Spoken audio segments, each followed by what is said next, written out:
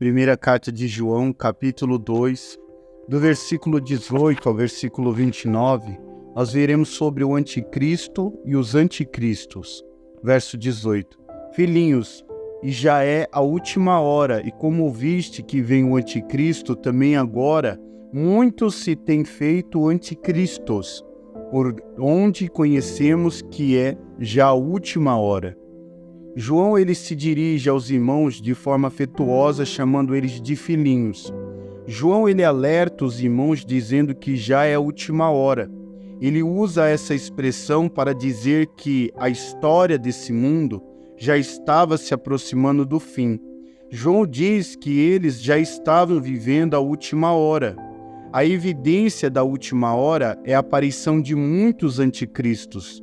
Enquanto o anticristo mesmo ainda não veio, João ele deixa claro que desde aquela época até os dias de hoje irão aparecer muitos anticristos. Quem são esses anticristos? São aqueles que negam a Cristo e se opõem a Cristo e querem estar no lugar de Cristo. A linguagem que João usa é anticristo. Jesus fala do homem da desolação, em Mateus 24, no sermão escatológico. Paulo chama o anticristo de iníquo, em 2 Tessalonicenses capítulo 2. Eles estão se referindo da mesma pessoa ao falar do anticristo. Verso 19. Saíram de nós, mas não eram de nós, porque se fossem de nós, ficariam conosco. Mas isto é para que se manifestasse que não são todos de nós. João diz que esses anticristos, um dia, eles estavam no meio da igreja. Eles pareciam povo de Deus, mas não eram. Na igreja, na história da igreja, os falsos mestres e os anticristos sempre surgiram no meio da igreja.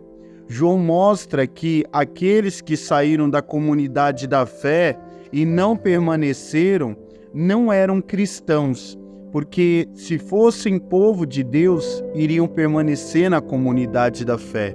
Muitos falsos mestres e muitos irmãos que não eram irmãos abandonaram a comunhão dos santos. João ele revela a doutrina da perseverança dos santos. Aquele que perseverar até o fim será salvo. Marcos 13:13. A salvação não é um prêmio da perseverança, mas a perseverança da fé é a evidência de uma pessoa salva. Esse versículo revela que nem todo que diz ser cristão é cristão, e nem todo aquele que faz parte da igreja pertence a Cristo. Nem todos que compartilham a nossa companhia aqui na terra irá estar conosco no céu, porque existem pessoas que frequentam a igreja, algumas já foram batizadas, outros serviram no ministério e depois elas abriram as suas próprias seitas. Outras pessoas negam hoje a palavra de Deus, outras foram para outra religião e abandonaram o cristianismo. Outras vivem como se fossem o próprio Deus da sua vida e elas acham que não precisam mais congregar. Por que Deus permite isso acontecer? Para revelar que nem todos pertencem ao povo de Deus, nem todos são cristãos verdadeiros. A diferença da igreja do Senhor, Ele mostra através dessas pessoas e desses acontecimentos. Versículo 20. E vós tendes a unção do Santo e sabeis todas as coisas. João diz que os cristãos têm a capacidade do Espírito Santo em suas vidas e que o Espírito Santo os guia em toda a verdade. João está dizendo que através do Espírito Santo os cristãos têm o conhecimento certo e seguro a respeito de Cristo. Verso 21. Não vos escrevi porque não soubeis a verdade, mas porque sabeis e porque nenhuma mentira é da verdade. João não está escrevendo para eles algo novo, porque eles já conhecem a verdade. João diz que a verdade não só João diz que a verdade não contém falsidade. Quando os falsos mestres ensinavam, falavam mentiras. Eles sempre apresentavam um novo ensino.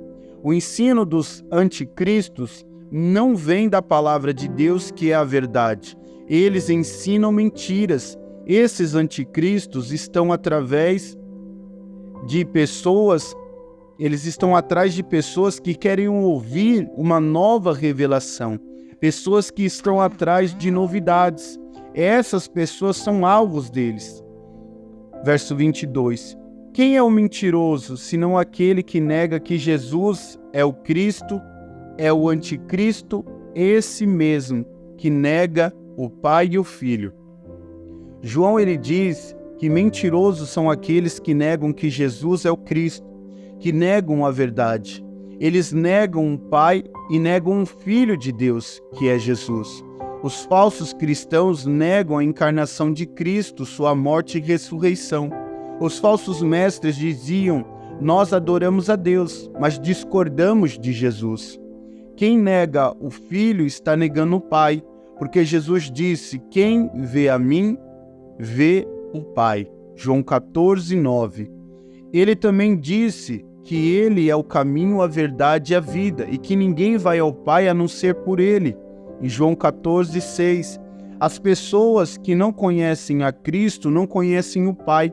Não podemos separar a teologia, que é o conhecimento de Deus, da vida da pessoa, porque a minha vida revela o conhecimento que tenho de Jesus e do Pai. A igreja sempre viverá um perigo a respeito do ensino, porque se o ensino é falso, os cristãos são carnais e doentes, mas se eles recebem a sã doutrina, o ensino verdadeiro, eles serão cristãos saudáveis espiritualmente, santos e pessoas piedosas. João diz que é mentiroso aquele que diz que tem comunhão com Deus e anda em trevas, quer dizer, vive em pecado. João diz que é mentiroso aquele que diz que conhece a Deus, mas não guarda os seus mandamentos. O ensino, ele reflete a nossa vida. O falso ensino adoece, aprisiona e mata. O verdadeiro ensino cura, liberta e salva. Verso 23.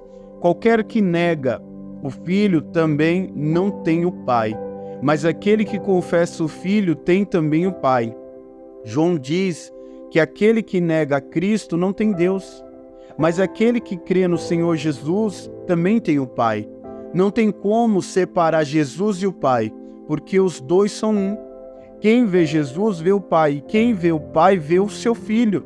Não tem como dizer que cremos em Deus Pai se não cremos no seu Filho Jesus.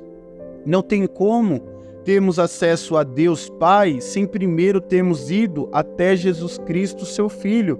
Quando cremos no Senhor, conseguimos ir até o Pai. Verso 24. Portanto, o que desde o princípio ouviste, permaneça em vós. Se em vós permanecer, o que desde o princípio ouviste, também permanecereis no Filho e no Pai. João diz que a diferença dos cristãos verdadeiros para os falsos mestres, os chamados anticristos, é que o cristão verdadeiro permanece na verdade do Evangelho. E quando eles permanecem firmes na sã doutrina, eles estão permanecendo no Filho e no Pai. Lá em João 8, do 31 ao 32, diz: olha o que Jesus disse. Para aqueles que creem nele, Jesus dizia: pois aos judeus que criam nele, se vós permanecerdes na minha palavra, verdadeiramente serei meus discípulos, e conhecereis a verdade, e a verdade vos libertará. João está mostrando para nós o quanto é importante permanecer na igreja, permanecer no ensino dos apóstolos. Só tem uma maneira da igreja vencer os falsos ensinos, é permanecendo na palavra de Deus, na verdade do Evangelho. Quando a palavra é anunciada com fidelidade, o povo, ele se liberta e conhece verdadeiramente a palavra de Deus. Verso 25. E esta é a promessa que ele nos fez a vida eterna. João fala da promessa de Deus para aqueles que permanecem na fé. Tem reservado para eles a vida eterna. Verso 26. Estas coisas vos escrevi acerca dos que vos enganam. João escreveu a respeito dessas coisas por causa que havia pessoas que queriam enganar a igreja do Senhor e o povo de Deus. O que João escreveu não é nada novo, não é nenhuma novidade, mas é antigo. É aquilo que eles já aprenderam e deviam se firmar nessa verdade. Muitos, na busca por conhecimento, deixam as Escrituras de lado e buscam novas revelações, novos ensinos, uma nova unção. Como conhecer os falsos mestres e os anticristos? Primeiro, eles saíram da igreja e não congregam mais. Segundo lugar, eles negaram a fé. Eles não permanecem mais no ensino e no evangelho de Cristo.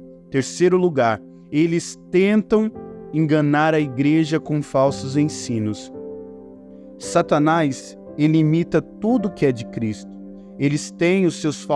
Satanás, ele tem os seus falsos pastores que pregam um falso evangelho, que produz falsos cristãos e que praticam uma falsa justiça. Verso 27. E a unção que vós recebeste dele fica em vós, e não tendes necessidade de que alguém vos ensine, mas, como a unção vos ensina todas as coisas, e é verdadeira, e não é mentira, como ela vos ensinou, assim nele permanecereis. João fala que se eles já receberam o Espírito Santo e sua capacitação, e não tem necessidade de que ninguém vos ensine nenhum outro novo ensino. Eles têm Jesus, o ensino dos apóstolos, e o Espírito Santo que os conduz a toda a verdade, e em toda a verdade. Essa unção é verdadeira como ela vos ensinou, assim permanecei nele.